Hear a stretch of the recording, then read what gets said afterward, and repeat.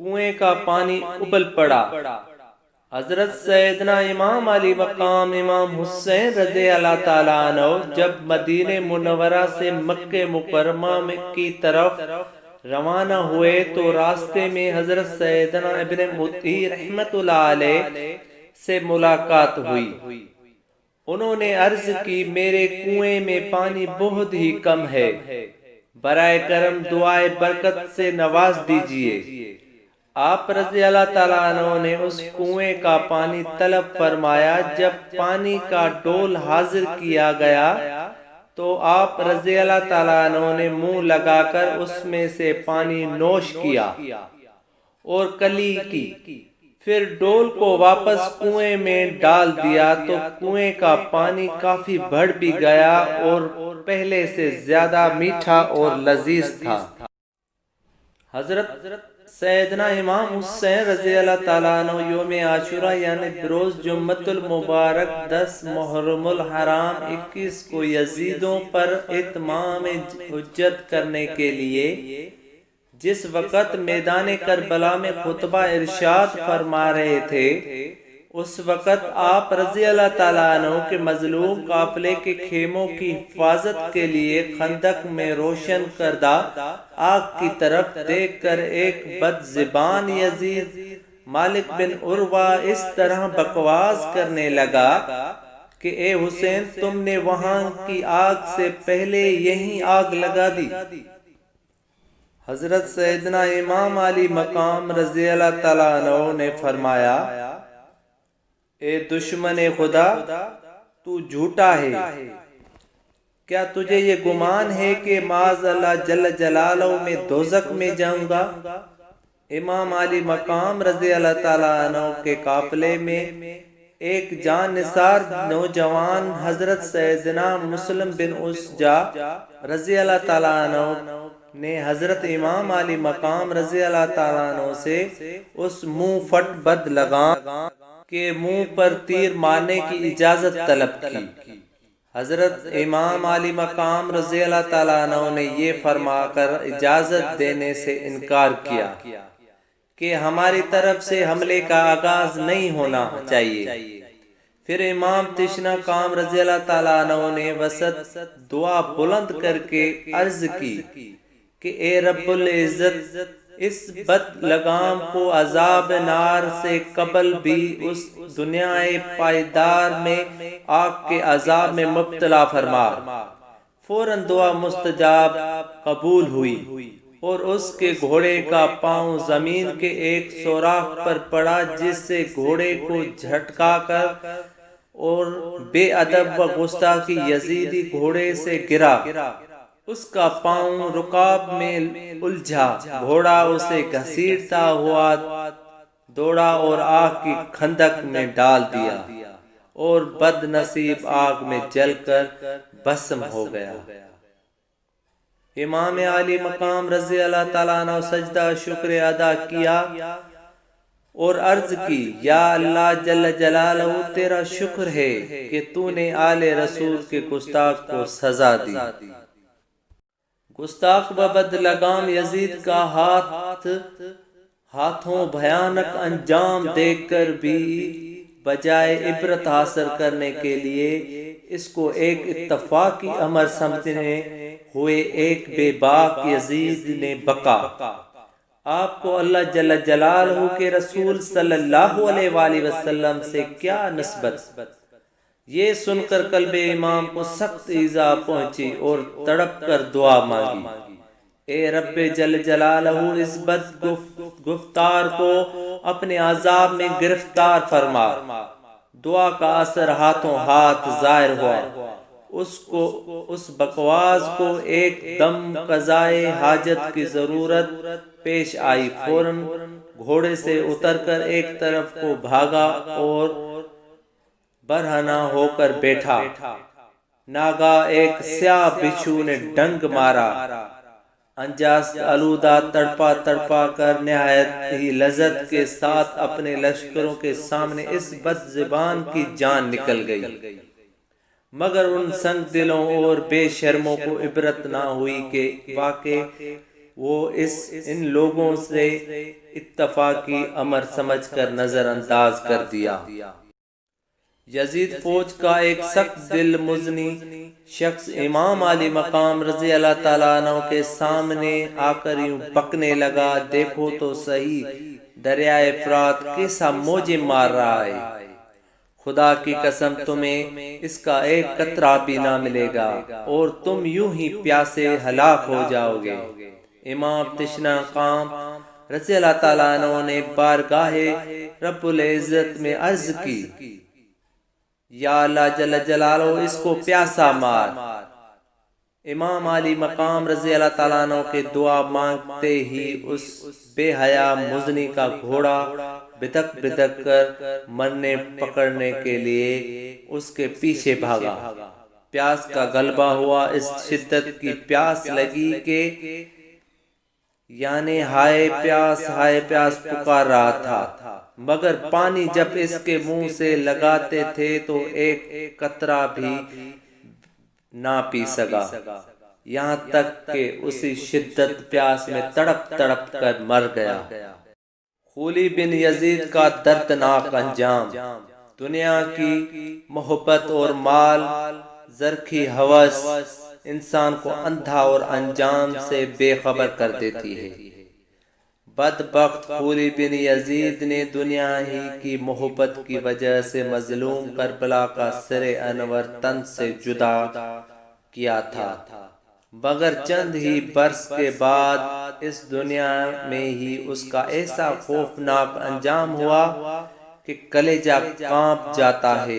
چنانچہ چند ہی برس کے بعد مختار سقفی کے قاتلین امام حسین کے خلاف جو انتقامی کارروائیاں کی، اس ضمن میں صدر الحفاظ حضرت علامہ محمد نعیم الدین مراباد فرماتے ہیں، مختار نے ایک حکم دیا کہ کربلا میں جو شخص لشکر یزید کے سپہ سالار عمر بن سعد کا شریک تھا وہ جہاں پایا جائے مار ڈالا جائے۔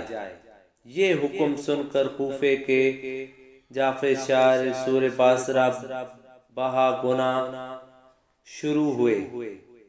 مختار کے لشکر نے ان کا تعاقب کیا، جس کو جہاں پایا ختم کر دیا، لاشیں جلا ڈالی، گھر لوٹ لیے۔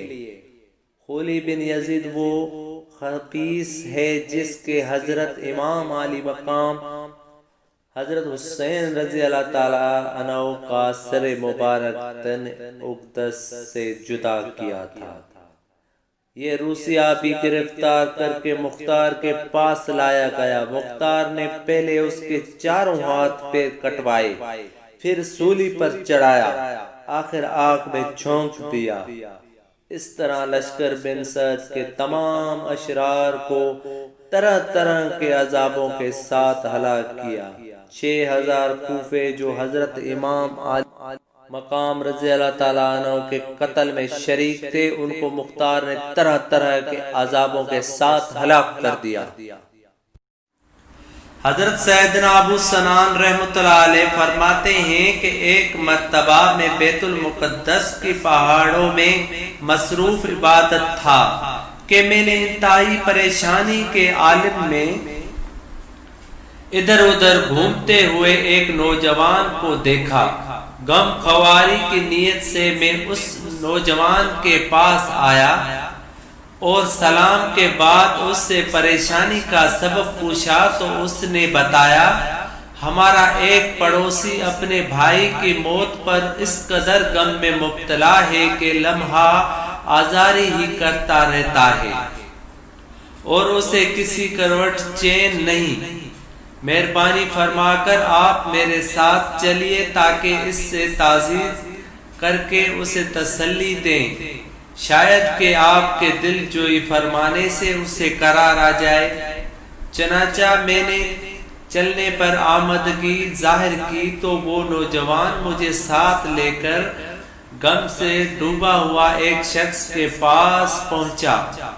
ہم نے اس سے تعزیت کی مگر اس نے کوئی توجہ نہ دی، بلکہ آزاری کرنے لگا تو ہم نے اسے سمجھاتے ہوئے کہا، اے اللہ جل جلالہ کے بندے، اس طرح بے صبری کا مظاہرہ نہ کر، اللہ سے ڈر اور صبر سے کام لے، بے شک موت ہر کسی کو آنی ہے۔ جس نے بھی زندگی کا سفر شروع کیا اس کی منزل انتہا موت ہے۔ موت ایک ایسا پل ہے جس سے ہر ایک نے گزرنا ہے، کچھ گزر گئی، کچھ گزر رہے ہیں اور کچھ کو اپنے بارے پر گزرنا ہے۔ ہمارے باتیں سن کر وہ شخص کچھ یوں گویا ہوا، میرے بھائیوں تم نے بالکل ٹھیک کہا، تمہاری باتیں برحق ہیں۔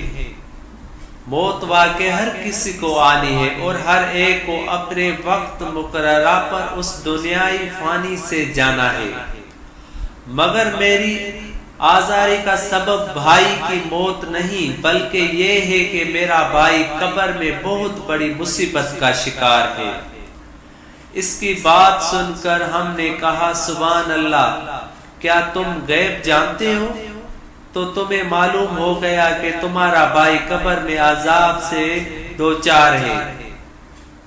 تو وہ کہنے لگا، نہیں، میں غیب تو نہیں جانتا، مگر جو ہولناک منظر میں نے اپنی آنکھوں سے دیکھا ہے وہ مجھے کسی کروڑ چین نہیں لینے دیتا۔ ہمارے اصرار پر آخرکار اس نے اپنا واقعہ کچھ یوں سنایا، جب میرے بھائی کا انتقال ہوا اور تجزیہ و تکفین کے بعد ہم نے اسے قبرستان میں دفن کر دیا تو لوگ واپس آ گئے، مگر میں کچھ دیر قبر کے پاس ہی کھڑا رہا۔ اچانک میں نے ایک دردناک آواز سنی، گویا کہ کوئی انتہائی تکلیف کے عالم میں ہے، بچاؤ بچاؤ کی صدائیں دے رہا ہے۔ میں نے ادھر ادھر دیکھا مگر کوئی نظر نہ آیا تو غور سے سننے لگا کہ آخر یہ آواز کس کی ہے اور کہاں سے آ رہی ہے۔ معلوم ہوا کہ یہ پردرد آواز تو میرے بھائی کی ہے جو قبر کے اندر سے آ رہی ہے۔ بے چین ہو کر قبر کھودنے لگا تو ایک غیبی آواز نے مجھے چونکا دیا۔ کوئی کہنے والا کہہ رہا تھا کہ اے اللہ جل جلالہ کے بندے، قبر مت کھود، یہ اللہ کے رازوں میں سے ایک راز ہے، اسے پوشیدہ ہی رہنے دے۔ آواز سن کر میں ڈر گیا اور قبر کھودنے سے باز آ گیا۔ جب وہاں سے اٹھ کر جانے لگا تو میں نے پھر اپنے بھائی کی دردناک آواز سنی جو بڑے کرب سے بچاؤ بچاؤ پکار رہا تھا۔ مجھے اپنے بھائی پر ترس آنے لگا اور میں نے دوبارہ قبر کھودنا شروع کر دی۔ ابھی میں نے تھوڑی سی مٹی ہٹائی تھی کہ پھر مجھے غیبی آواز سنائی دی، اللہ کے رازوں کو نہ کھولو اور قبر کھودنے سے باز رہو۔ غیبی آواز سن کر میں نے دوبارہ قبر کھودنا بند کر دی اور وہاں سے جانے لگا تو اس بار میرے بھائی نے جس کرب سے مجھے پکارا تو مجھ سے رہا نہیں گیا بلکہ اس پر رحم آ گیا اور میں نے پختہ ارادہ کر لیا کہ اب تو ضرور قبر کھودوں گا۔ چنانچہ میں نے قبر کھودنا شروع کی۔ جیسے ہی میں نے قبر سے سل ہٹائی تو قبر کا اندرونی منظر دیکھ کر میرے ہوش اڑ گئے۔ اندر انتہائی خوفناک منظر تھا۔ ابھی ہم نے جس بھائی کو دفن کیا تھا اس کا سارا جسم نہ صرف آگ کی زنجیروں میں جکڑا ہوا تھا بلکہ قبر گویا کہ جہنم کی آگ سے بھری ہوئی تھی۔ اپنے بھائی کو اس حالت میں دیکھ کر مجھ سے رہا نہ گیا اور اسے زنجیروں سے آزاد کرانے کے لیے میں نے بڑے بے تابی سے اپنا ہاتھ اس کی گردن میں بندھی ہوئی زنجیروں کی طرح بڑھایا۔ جیسے ہی میرا ہاتھ زنجیروں کو لگا میرے ہاتھ کی انگلیاں گویا کہ گرم لوہے کی طرح پگھل کر ہاتھ سے جدا ہو گئی۔ تکلیف کی شدت سے میری چیخیں نکل گئی اور میں حائف غیبی کے منع کرنے کے باوجود بھائی کی قبر کھولنے پر افسوس کرنے لگا۔ پھر جیسے ممکن ہوا میں نے قبر کو بند کیا اور وہاں سے بھاگ نکلا۔ دیکھنا چاہیے ہو تو یہ دیکھو۔ میرے ہاتھ کی انگلیاں، اتنا کہنے کے بعد اس نے چادر سے اپنا ہاتھ نکالا تو واقع اس کی 4 انگلیاں غائب تھی اور ہاتھ پر زخم کا عجیب و غریب نشان موجود تھا۔ حضرت سیدنا ابو سنان رحمۃ اللہ علیہ فرماتے ہیں کہ یہ دیکھ کر ہم نے اللہ جل جلالہ کے عذاب سے عافیت طلب کی اور وہاں سے چلے آئے۔ یاد رکھ ہر آن آخر موت ہے، بن تو مت انجام آخر موت ہے۔ ملک فانی ہے، فنا ہر شے کو ہے، سن لگا کر کان آخر موت ہے۔ 12 علمی تجھے سمجھا چکے، مان یا مت مان آخر موت ہی ہے۔ شیر خدا کا عشق مصطفیٰ۔ حضرت سیدنا علی المرتضیٰ کربلا وجہ سے کسی نے سوال کیا کہ آپ کو رسول اللہ صلی اللہ علیہ وآلہ وسلم سے کتنی محبت ہے؟ فرمایا خدا کی قسم، حضور اکرم صلی اللہ علیہ وآلہ وسلم ہمارے نزدیک اپنے مال و آل، والدین اور سخت پیاس کے وقت ٹھنڈے پانی سے بھی بڑھ کر محبوب یعنی پیارے ہیں۔ حضرت سیدنا ابی صالح رحمۃ اللہ علیہ سے مروی ہے کہ ایک مرتبہ حضرت سیدنا امیر معاویہ رضی اللہ تعالیٰ عنہ نے حضرت سیدنا زرار رحمۃ اللہ علیہ نے فرمایا، میرے سامنے حضرت سیدنا علی المرتضیٰ کے اوصاف یعنی خوبیاں بیان کیجیے۔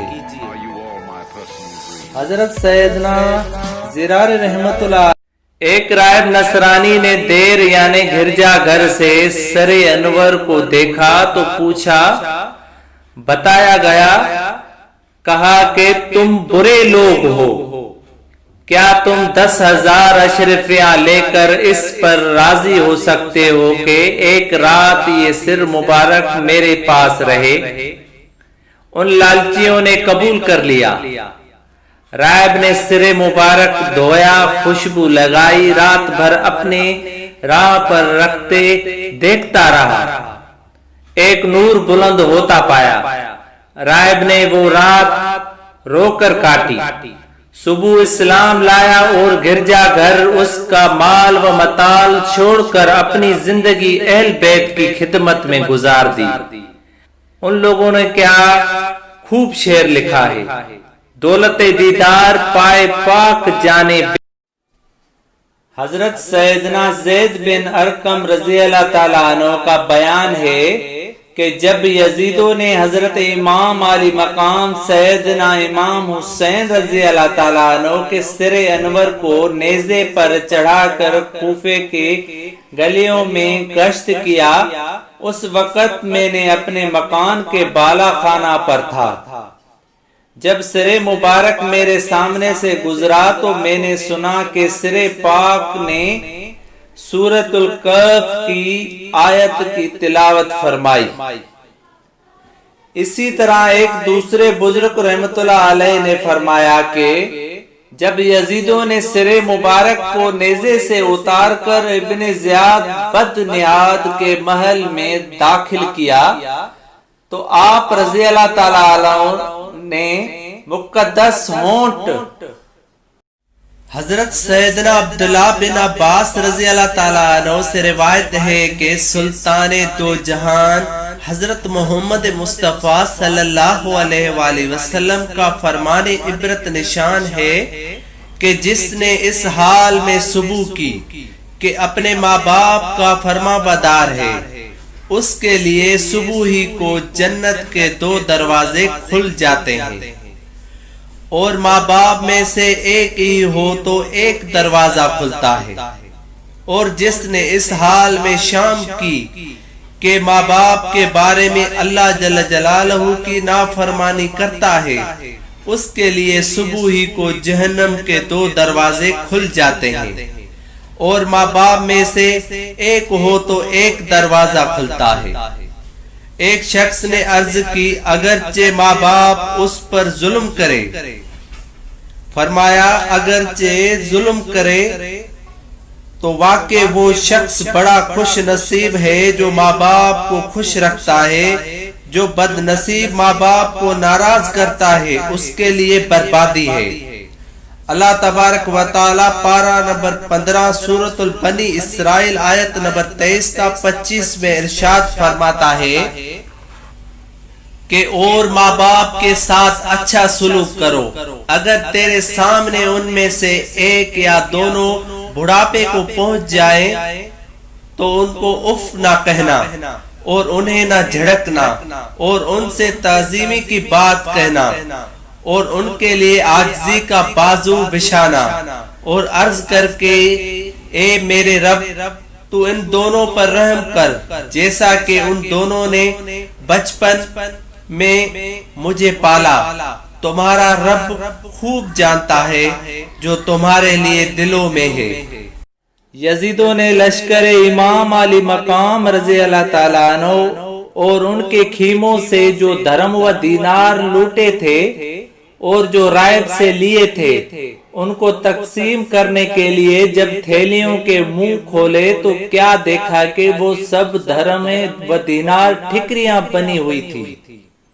اے میرے میٹھے بھائیو، یہ قدرت کی طرف سے ایک درس عبرت تھا کہ بدبختوں تم نے اس فانی دنیا کی خاطر دین سے منہ موڑ لیا ہے اور آل رسول صلی اللہ علیہ وآلہ وسلم پر ظلم و ستم کا پہاڑ توڑا۔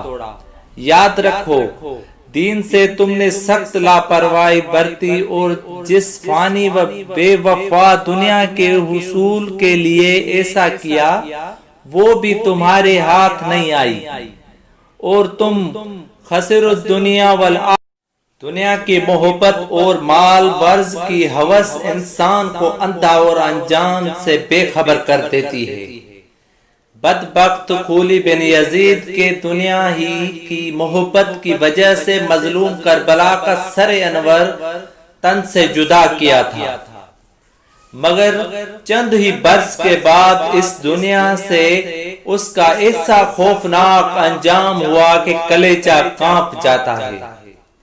چنانچہ چند ہی برس کے بعد مختار سقفی نے قاتل امام حسین کے خلاف جو انتقامی کاروائی کی، اس ضمن میں صدر اعلی فاصل حضرت علامہ مولانا سید محمد نعیم الدین مراد آباد رحمت اللہ علیہ فرماتے ہیں مختار نے ایک حکم دیا کہ کربلا میں جو شخص لشکر کے یزید کے پیچھے سالار عمر بن حضرت سیدنا زید بن ارقم رضی اللہ تعالیٰ عنہ کا بیان ہے کہ جب یزیدوں نے حضرت امام علی مقام سیدنا امام حسین رضی اللہ تعالیٰ عنہ کے سر انور کو نیزے پر چڑھا کر کوفے کے گلیوں میں گشت کیا، اس وقت میں نے اپنے مکان کے بالا خانہ پر تھا۔ جب سر مبارک میرے سامنے سے گزرا تو میں نے سنا کہ سر پاک نے سورۃ الکہف کی آیت کی تلاوت فرمائی۔ اسی طرح ایک دوسرے بزرگ رحمت اللہ علیہ نے فرمایا کہ جب یزیدوں نے سر مبارک کو نیزے سے اتار کر ابن زیاد بد نہاد کے محل میں داخل کیا تو آپ رضی اللہ تعالیٰ عنہ نے مقدس ہونٹ ہل رہے تھے اور زبان مقدس پر پارا سورۃ الابراہیم کی آیت کی تلاوت جاری تھی۔ منہال بن عمر وہ کہتے ہیں واللہ میں نے بچشم خود دیکھا کہ جب امام حسین رضی اللہ تعالیٰ عنہ کے سر انور کو لوگ نیزے پر لے جاتے تھے اس وقت میں دمشق میں تھا۔ سر مبارک کے سامنے ایک شخص سورۃ الکہف پڑھ رہا تھا۔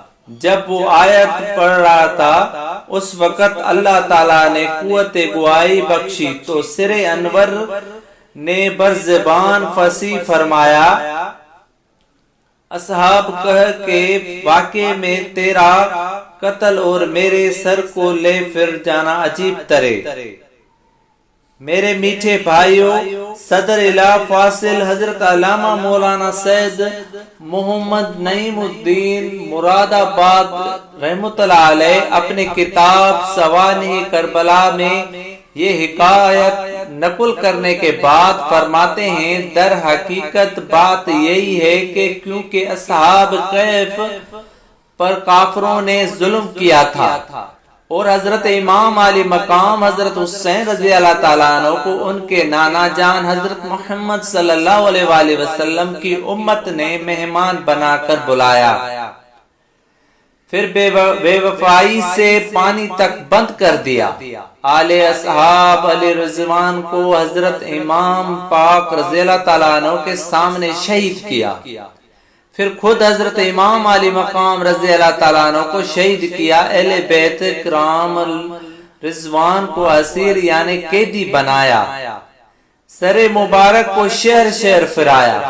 اصحاب کہف سال ہا سال طویل نیند کے بعد بولے یہ ضرور عجیب ہے مگر سر انور کا تن مبارک سے جدا ہونے کے بعد بھی کلام فرمانا عجیب تر ہے۔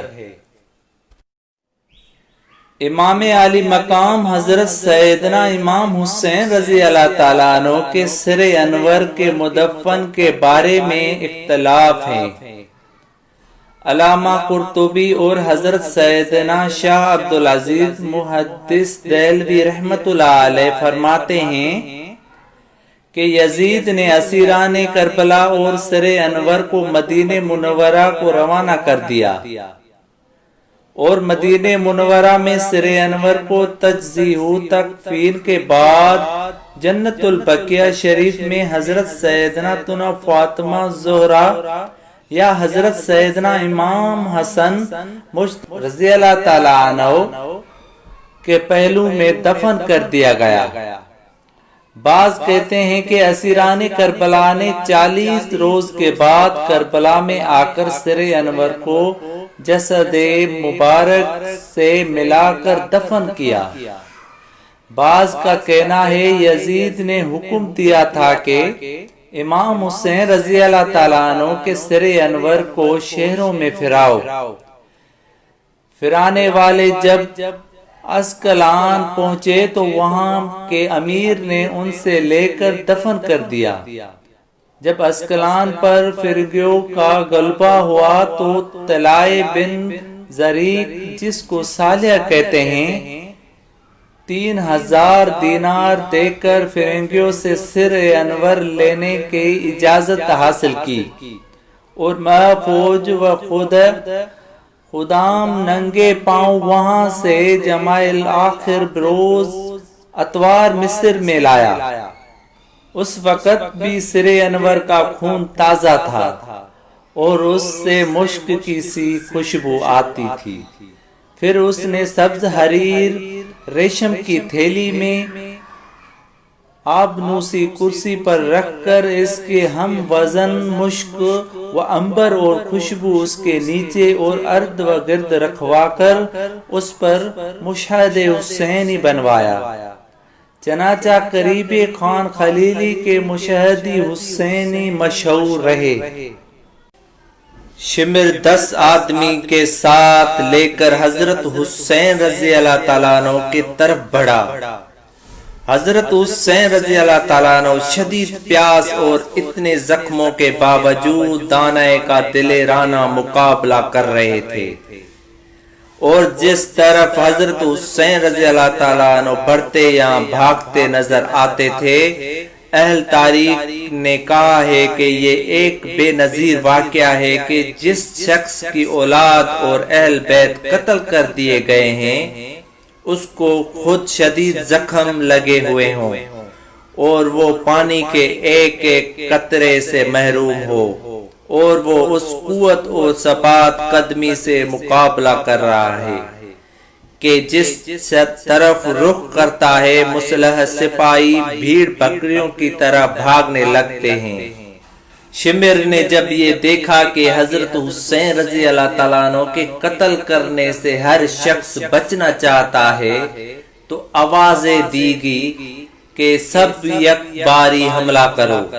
اس پر بہت سے بد نصیب آگے بڑے، نیزوں اور تلواروں سے یک باری حملہ کیا، اور یہ ابن رسول اللہ خیر الخلق اللہ فی الارض ظالموں کا دلیرانہ مقابلہ کرتے ہوئے شہید ہو گئے۔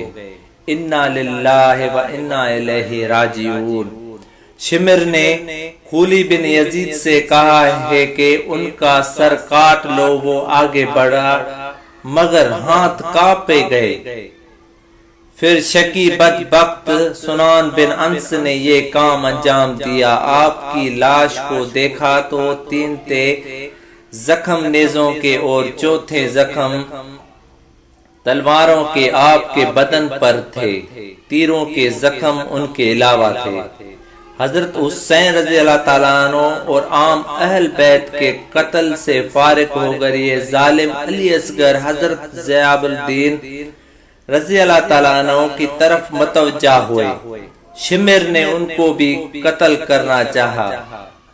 حمید بن مسلم نے کہا سبحان اللہ، تم بچے کو قتل کرتے ہو اور جبکہ وہ مریض بھی ہے۔ شمر نے چھوڑ دیا۔ عمر بن سعد آگے آئے اور کہا کہ ان عورتوں کے خیمے کے پاس کوئی نہ جائے اور اس مریض بچے سے کوئی تعرض نہ کرے۔ عباس آ جاؤ بھائی اکیلا ہے۔ جن خوش نصیبوں کے ماں باپ زندہ ہیں ان کو چاہیے کہ روزانہ کم سے کم ایک بار ان کے ہاتھ پاؤں ضرور چوما کریں۔ والدین کی تعظیم کا بڑا درجہ ہے۔ حضرت محمد مصطفیٰ صلی اللہ علیہ وآلہ وسلم نے فرمایا ہے کہ الجنت تحت اقدام الامہات، یعنی جنت ماؤں کے قدموں کے نیچے ہے، یعنی ان سے بھلائی کرنا جنت میں داخل ہونے کا سبب ہے۔ والدہ کے قدم کو بوسہ بھی دے سکتا ہے۔ حدیث میں ہے جس نے اپنے والدہ کا پاؤں چوما تو ایسا ہے جیسے جنت کی چوکھٹ یعنی دروازے کو بوسہ دیا۔ ماں یا باپ کو دور سے آتے دیکھ کر تعظیماً کھڑے ہو جائیے، ان سے آنکھیں ملا کر بات مت کیجیے، بلائیں تو فوراً لبیک یعنی حاضر ہو کہیے تمیز کے ساتھ۔ آپ جناب سے بات کیجیے، ان کی آواز پر ہرگز اپنی آواز بلند نہ ہونے دیجیے۔ حضرت سیدنا عبداللہ بن عون رحمۃ اللہ علیہ نے فرمایا کہ ان کی ماں نے بلایا تو جواب دیتے وقت ان کی آواز قدرے یعنی تھوڑی سی بلند ہو گئی، تو اس وجہ سے انہوں نے 2 غلام آزاد کیے۔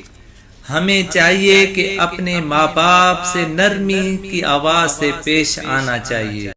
حضرت سیدنا عبداللہ بن عباس رضی اللہ تعالیٰ عنہ سے روایت ہے کہ سلطان دو جہان حضرت محمد مصطفیٰ صلی اللہ علیہ وآلہ وسلم کا فرمان عبرت نشان ہے کہ جس نے اس حال میں صبح کی کہ اپنے ماں باپ کا فرما بردار ہے، اس کے لیے صبح ہی کو جنت کے 2 دروازے کھل جاتے ہیں، اور ماں باپ میں سے ایک ہی ہو تو ایک دروازہ کھلتا ہے۔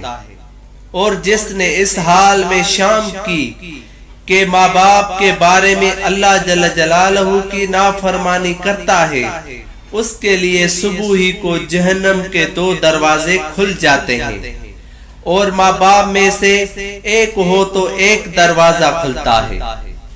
ایک شخص نے عرض کی اگرچہ ماں باپ اس پر ظلم کرے، فرمایا اگرچہ ظلم کرے تو واقع وہ شخص بڑا خوش نصیب ہے جو ماں باپ کو خوش رکھتا ہے، جو بد نصیب ماں باپ کو ناراض کرتا ہے اس کے لیے بربادی ہے۔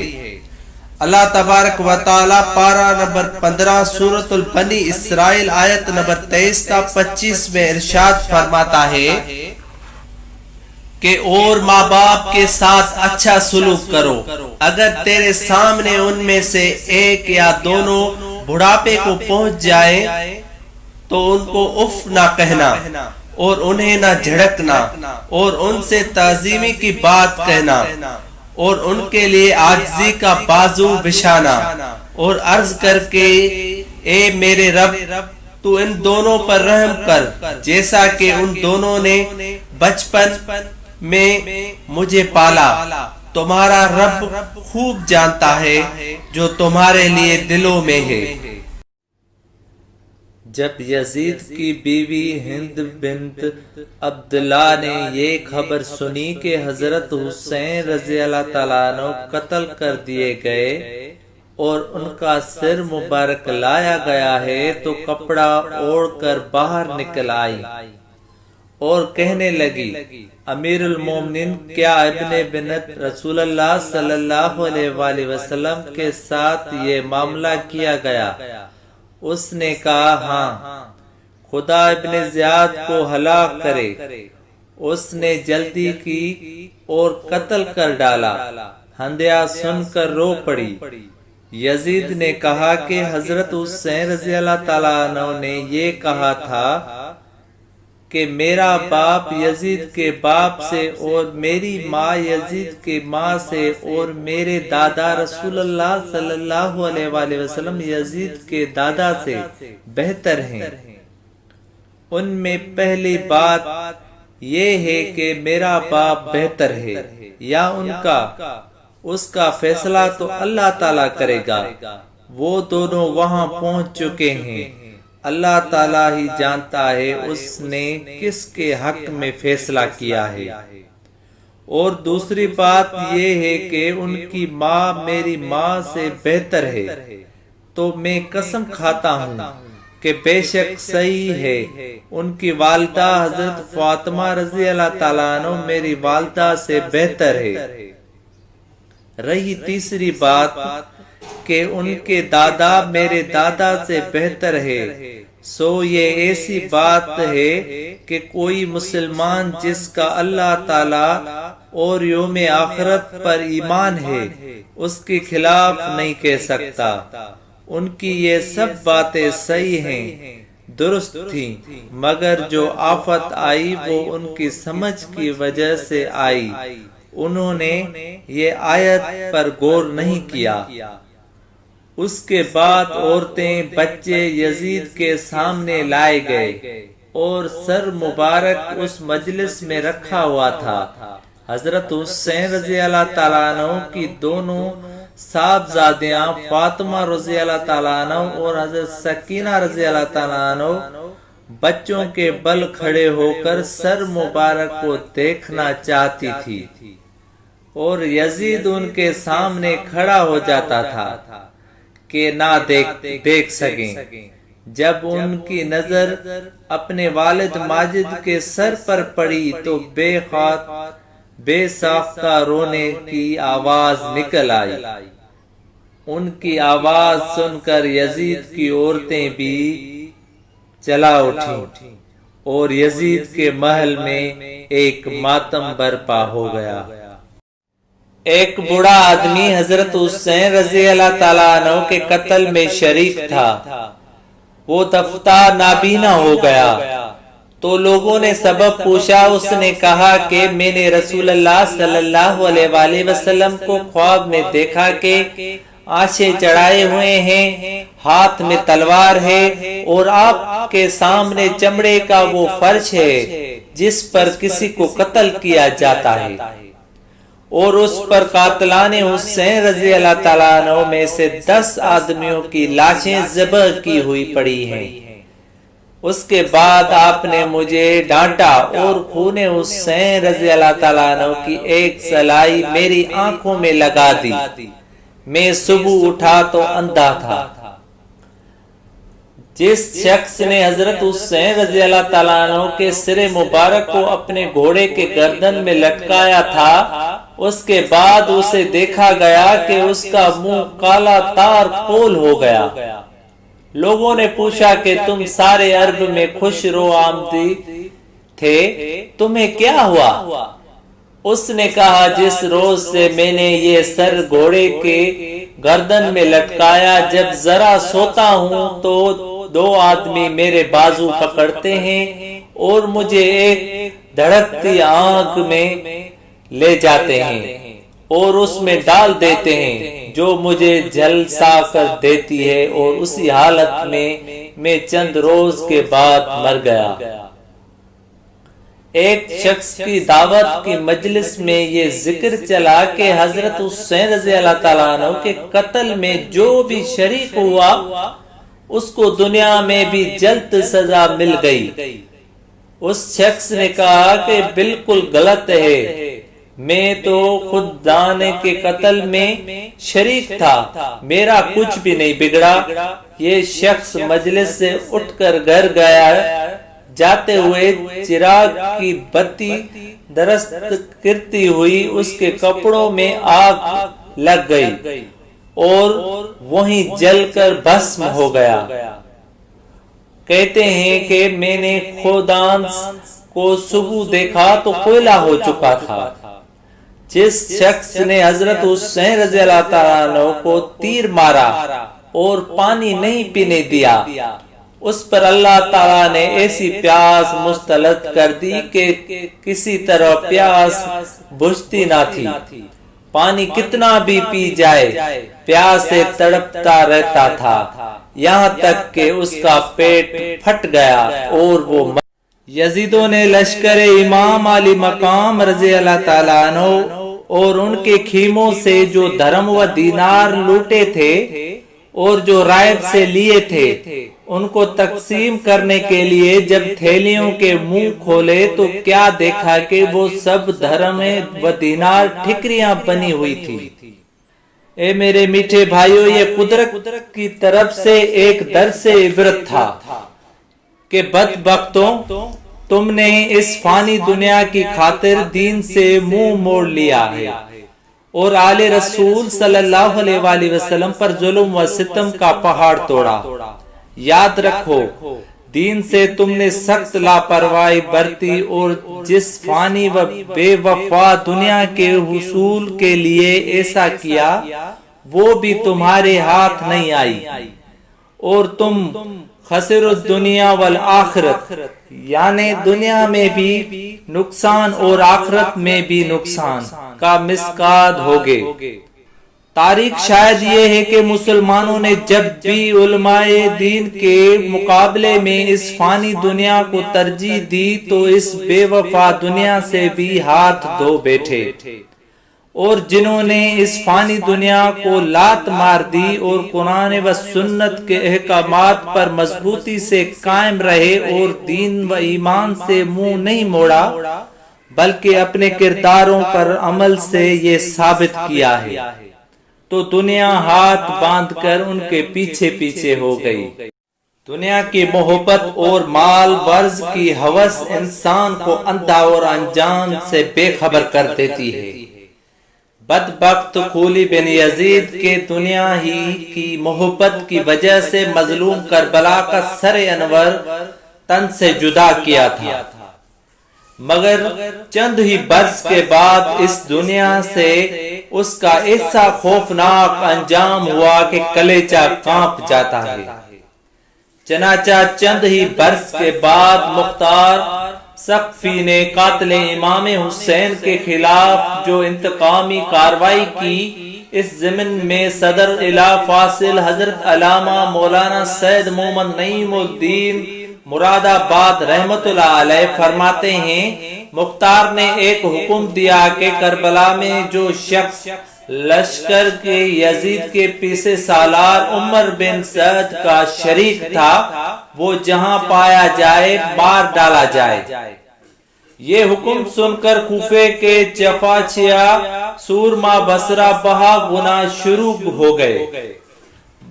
مختار کے لشکر نے ان کا تعاقب کیا، جس کو جہاں پایا ختم کر دیا، لاشیں جلا ڈالی، گھر لوٹ لیے۔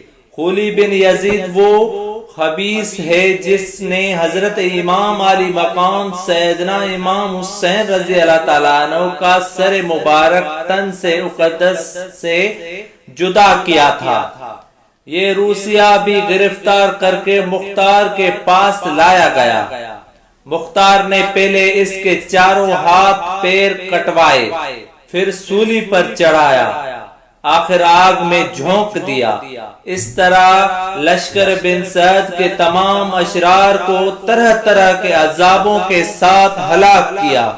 6000 خوفے جو حضرت امام علی مقام رضی اللہ تعالیٰ عنہ کے قتل میں شریک تھے، ان کو مختار نے طرح طرح کے عذابوں کے ساتھ ہلاک کر۔ یزیدی فوج کا ایک سخت دل مزنی شخص امام علی مقام حضرت حسین رضی اللہ تعالیٰ عنہ کے سامنے آ کر یوں بکنے لگا کہ دیکھو تو صحیح دریائے فرات کیسا موجے مار رہا ہے۔ تو حضرت حسین رضی اللہ تعالیٰ عنہ نے فرمایا، خدا کی قسم تمہیں اس کا ایک قطرہ بھی نہ ملے گا اور تم یوں ہی پیاسے ہلاک ہو جاؤ گے۔ تو امام تشنا قام رضی اللہ تعالیٰ عنہ نے بارگاہ رب العلائی نام جل جلالہ میں عرض کی، اللہم امتہ اچھانا، یعنی یا اللہ جل جلالہ اس کو پیاسا مار۔ امام علی مقام حضرت حسین رضی اللہ تعالیٰ عنہ کی دعا مانگتے ہی اس بے حیا مزنی کا گھوڑا بدک کر دوڑ کر مزنی پکڑنے کے لیے اس کے پیچھے بھاگا۔ پیاس کا غلبہ ہوا، اس شدت کی پیاس لگی کہ الاچھا یعنی ہائے پیاس پکارتا تھا، مگر پانی جب اس کے منہ سے لگاتے تھے تو ایک قطرہ بھی نہ پی سکتا تھا، یہاں تک کہ اسی شدت پیاس میں تڑپ تڑپ کر مر گیا۔ ایک راہب نصرانی نے دیر یعنی گرجا گھر سے سر انور کو دیکھا تو پوچھا، بتایا گیا، کہا کہ تم برے لوگ ہو، کیا تم 10,000 اشرفیاں لے کر اس پر راضی ہو سکتے ہو کہ ایک رات یہ سر مبارک میرے پاس رہے؟ ان لالچیوں نے قبول کر لیا۔ راہب نے سر مبارک دھویا، خوشبو لگائی، رات بھر اپنے راہ پر رکھتے دیکھتا رہا، ایک نور بلند ہوتا پایا۔ راہب نے وہ رات رو کر کاٹی، صبح اسلام لایا اور گرجا گھر اس کا مال و متال چھوڑ کر اپنی زندگی اہل بیت کی خدمت میں گزار دی۔ ان لوگوں نے کیا خوب شعر لکھا ہے، دولت دیدار پائے پاک جانے بیچ کر، دولت دیدار پائے پاک جانے بیچ کر، کربلا میں خوب ہی چمکی دکان اہل۔ ہمیں ہر وقت اللہ جل جلالہ کی خفیہ تدبیر سے ڈرتے رہنا چاہیے۔ اپنے علمیت، شان و شوکت اور جسمانی طاقت پر گھمنڈ سے بچنا اور چرب زبانی اور فوفا سے پرہیز کرنا ضروری ہے، کیونکہ نامعلوم علم الہی جل جلالہ میں ہمارا کیا مقام ہوگا۔ کہیں ایسا نہ ہو کہ ایمان برباد ہو جائے۔ ایمان کی حفاظت کے لیے کڑ ہونے کا ذہن بنانے، عشق مصطفیٰ و صحاب اہل بیت صلی اللہ علیہ وآلہ وسلم و رضی اللہ تعالیٰ عنہ پانی، دینی معلومات فرمانے پڑھانے، اپنے آپ کو برائیوں سے بچانے، نیکیاں اپنانے اور خوب خوب ثواب کمانے کی خاطر تمام اسلامی بھائیوں کو چاہیے کہ ہر ماہ کم سے کم 3 دن کے لیے دعوت اسلامی کی سنتوں کی تربیت کے مدنی قافلوں میں عاشقان رسول کے ساتھ سنتوں بھر سفر فرمائیں۔ یا اللہ جل جلالہ شان خیر نام اصحابہ کرام، شہید مظلوم امام علی مقام اور جملہ شہداء و اسیران کربلا صلی اللہ علیہ وآلہ وسلم کا واسطہ ہمارا ایمان سلامت رکھ، ہمیں قبر و حشر میں امان بخش اور ہمارے بے حساب مغفرت فرما۔ یا اللہ جل جلالہ ہمیں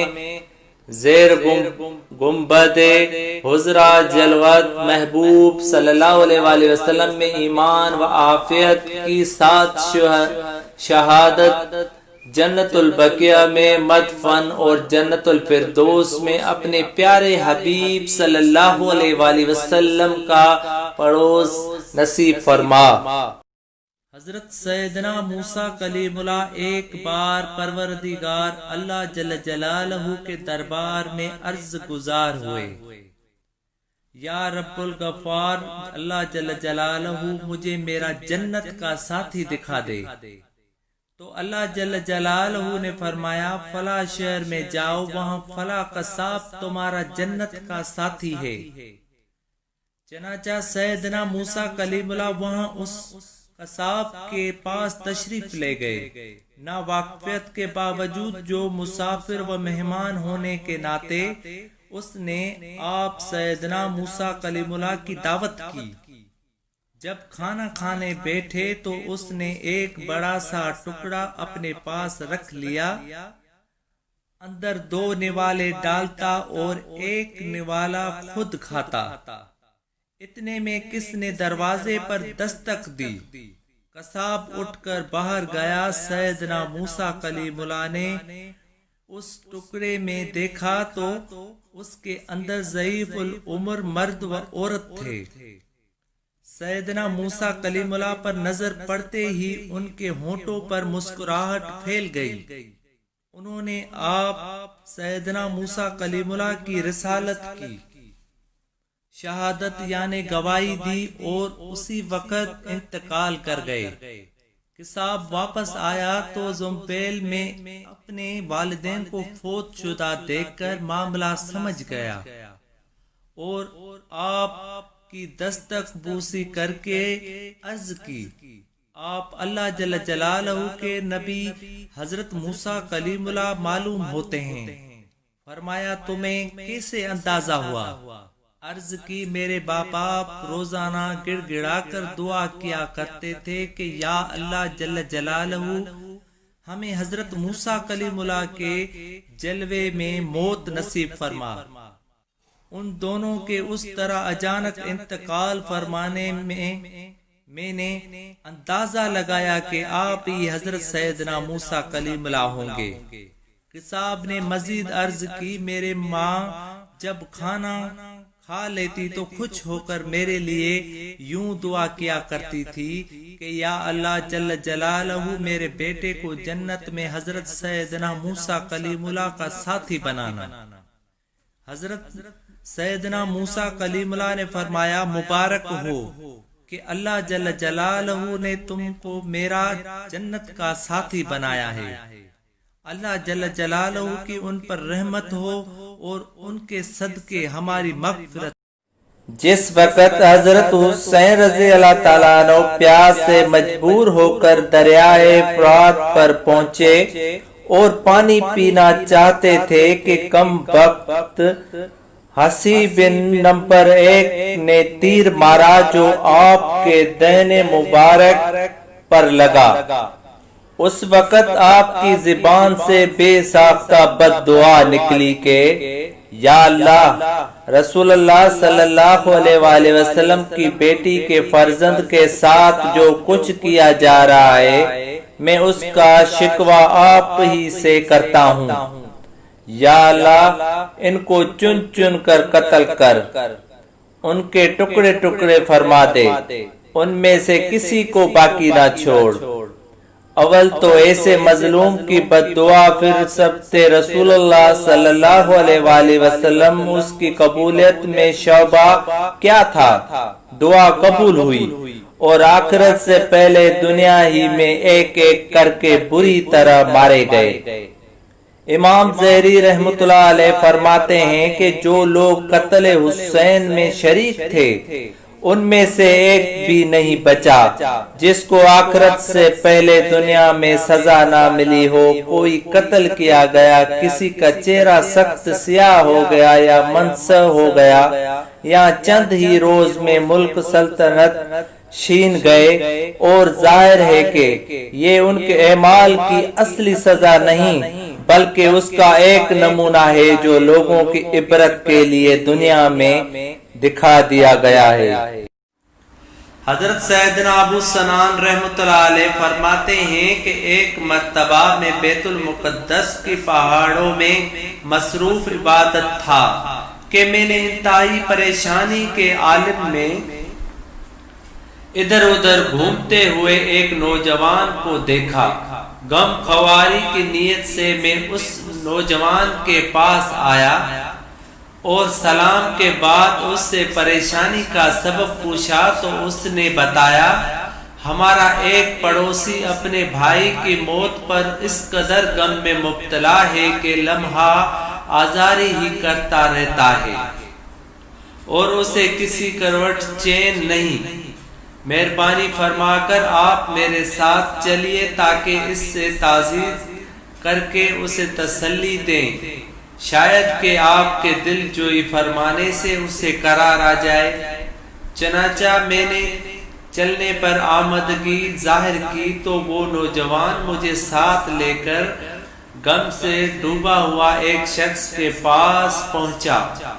ہم نے اس سے تعزیت کی مگر اس نے کوئی توجہ نہ دی بلکہ آزاری کرنے لگا، تو ہم نے اسے سمجھاتے ہوئے کہا، اے اللہ جل جلالہ کے بندے، اس طرح بے صبری کا مظاہرہ نہ کر، اللہ سے ڈر اور صبر سے کام لے، بے شک موت ہر کسی کو آنی ہے۔ جس نے بھی زندگی کا سفر شروع کیا اس کی منزل انتہا موت ہے۔ موت ایک ایسا پل ہے جس سے ہر ایک نے گزرنا ہے، کچھ گزر گئی، کچھ گزر رہے ہیں اور کچھ کو اپنے بارے پر گزرنا ہے۔ ہمارے باتیں سن کر وہ شخص کچھ یوں گویا ہوا، میرے بھائیوں تم نے بالکل ٹھیک کہا، تمہاری باتیں برحق ہیں، موت واقع ہر کسی کو آنی ہے اور ہر ایک کو اپنے وقت مقررہ پر اس دنیائی فانی سے جانا ہے، مگر میری آزاری کا سبب بھائی کی موت نہیں بلکہ یہ ہے کہ میرا بھائی قبر میں بہت بڑی مصیبت کا شکار ہے۔ اس کی بات سن کر ہم نے کہا، سبحان اللہ، کیا تم غیب جانتے ہو؟ تو تمہیں معلوم ہو گیا کہ تمہارا بھائی قبر میں عذاب سے دوچار ہے۔ تو وہ کہنے لگا، نہیں، میں غیب تو نہیں جانتا مگر جو ہولناک منظر میں نے اپنی آنکھوں سے دیکھا ہے وہ مجھے کسی کروڑ چین نہیں لینے دیتا۔ ہمارے اصرار پر آخرکار اس نے اپنا واقعہ کچھ یوں سنایا، جب میرے بھائی کا انتقال ہوا اور تجزیہ و تکفین کے بعد ہم نے اسے قبرستان میں دفن کر دیا تو لوگ واپس آ گئے مگر میں کچھ دیر قبر کے پاس ہی کھڑا رہا۔ اچانک میں نے ایک دردناک آواز سنی، گویا کہ کوئی انتہائی تکلیف کے عالم میں ہے، بچاؤ بچاؤ کی صدائیں دے رہا ہے۔ میں نے ادھر ادھر دیکھا مگر کوئی نظر نہ آیا تو غور سے سننے لگا کہ آخر یہ آواز کس کی ہے اور کہاں سے آ رہی ہے۔ معلوم ہوا کہ یہ پردرد آواز تو میرے بھائی کی ہے جو قبر کے اندر سے آ رہی ہے۔ بے چین ہو کر قبر کھودنے لگا تو ایک غیبی آواز نے مجھے چونکا دیا۔ کوئی کہنے والا کہہ رہا تھا کہ اے اللہ جل جلالہ کے بندے قبر مت کھود، یہ اللہ کے رازوں میں سے ایک راز ہے، اسے پوشیدہ ہی رہنے دے۔ آواز سن کر میں ڈر گیا اور قبر کھودنے سے باز آ گیا۔ جب وہاں سے اٹھ کر جانے لگا تو میں نے پھر اپنے بھائی کی دردناک آواز سنی جو بڑے کرب سے بچاؤ بچاؤ پکار رہا تھا۔ مجھے اپنے بھائی پر ترس آنے لگا اور میں نے دوبارہ قبر کھودنا شروع کر دی۔ ابھی میں نے تھوڑی سی مٹی ہٹائی تھی کہ پھر مجھے غیبی آواز سنائی دی، اللہ کے رازوں کو نہ کھولو اور قبر کھودنے سے باز رہو۔ غیبی آواز سن کر میں نے دوبارہ قبر کھودنا بند کر دی اور وہاں سے جانے لگا تو اس بار میرے بھائی نے جس کرب سے مجھے پکارا تو مجھ سے رہا نہیں گیا، بلکہ اس پر رحم آ گیا، اور میں نے پختہ ارادہ کر لیا کہ اب تو ضرور قبر کھودوں گا۔ چنانچہ میں نے قبر کھودنا شروع کی۔ جیسے ہی میں نے قبر سے سل ہٹائی تو قبر کا اندرونی منظر دیکھ کر میرے ہوش اڑ گئے۔ اندر انتہائی خوفناک منظر تھا۔ ابھی ابھی ہم نے جس بھائی کو دفن کیا تھا اس کا سارا جسم نہ صرف آگ کی زنجیروں میں جکڑا ہوا تھا بلکہ قبر گویا کہ جہنم کی آگ سے بھری ہوئی تھی۔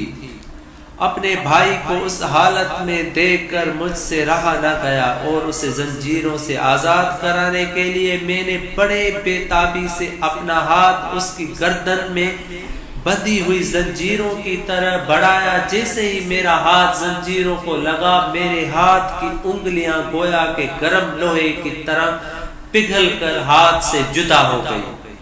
تکلیف کی شدت سے میری چیخیں نکل گئی اور میں حائف گیبی کے منع کرنے کے باوجود بھائی کی قبر کھولنے پر افسوس کرنے لگا۔ پھر جیسے ممکن ہوا میں نے قبر کو بند کیا اور وہاں سے بھاگ نکلا۔ دیکھنا چاہیے ہو تو یہ دیکھو۔ میرے ہاتھ کی انگلیاں اتنا کہنے کے بعد اس نے چادر سے اپنا ہاتھ نکالا تو واقع اس کی 4 انگلیاں غائب تھی اور ہاتھ پر زخم کا عجیب و غریب نشان موجود تھا۔ حضرت سیدنا ابو سنان رحمۃ اللہ علیہ فرماتے ہیں کہ یہ دیکھ کر ہم نے اللہ جل جلالہ کے عذاب سے عافیت طلب کی اور وہاں سے چلے آئے۔ یاد رکھ ہر آن آخر موت ہے، بن تو مت انجام آخر موت ہے۔ ملک فانی ہے فنا ہر شے کو ہے، سن لگا کر کان آخر موت ہے۔ 12 علمی تجھے سمجھا چکے، مان یا مت مان آخر موت ہی ہے۔